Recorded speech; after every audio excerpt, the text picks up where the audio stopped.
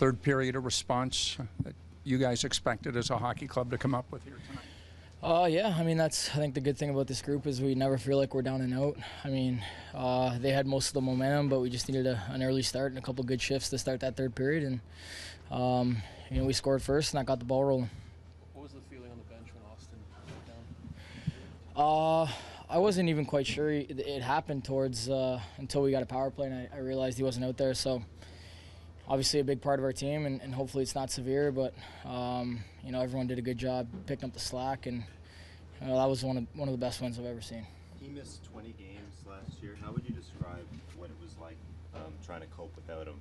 Like, what was the biggest challenge in that? Well, I mean, he's just one of a kind player. It's hard to fill that void, but like I said, I mean, I don't think you rely on one specific guy. We've been talking about, depth for 10 months here with this group, and this is a time where it really showed, especially down the stretch of this game, and just a resilient win. Always believed, and had a couple guys step up. Freddie shut the door, and we were able to capitalize. Do you anticipate a greater responsibility than Naz if he's out for a bit, Austin? Of course. I mean, I don't think it's not only myself, but it's everybody else. I think collectively, like I said, we're a tight-knit group. We understand that he's a special talent that went down, but at the same time, we got a lot of good players in here that can play well together and step up and meet the challenge. Do you feel some chemistry with your old line mates, Mitch and Patrick?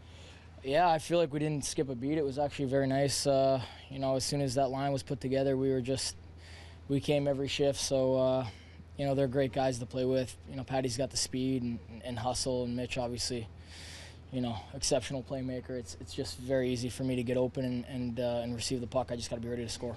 Did you see back-to-back games with the same teams? How would you describe the physicality, the emotion of this game?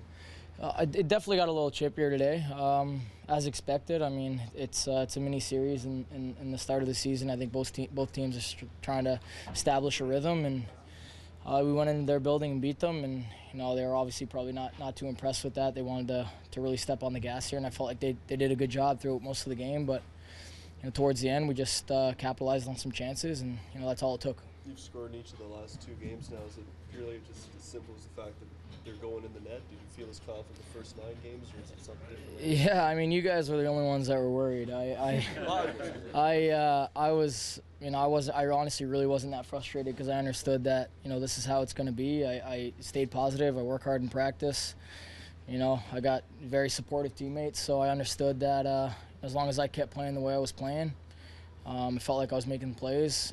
They're going to bounce my way eventually, and now they're starting to. You mentioned in your first answer how this was quite the win. What was it like in the third period? The way you were playing, the atmosphere in the building. How would you describe it?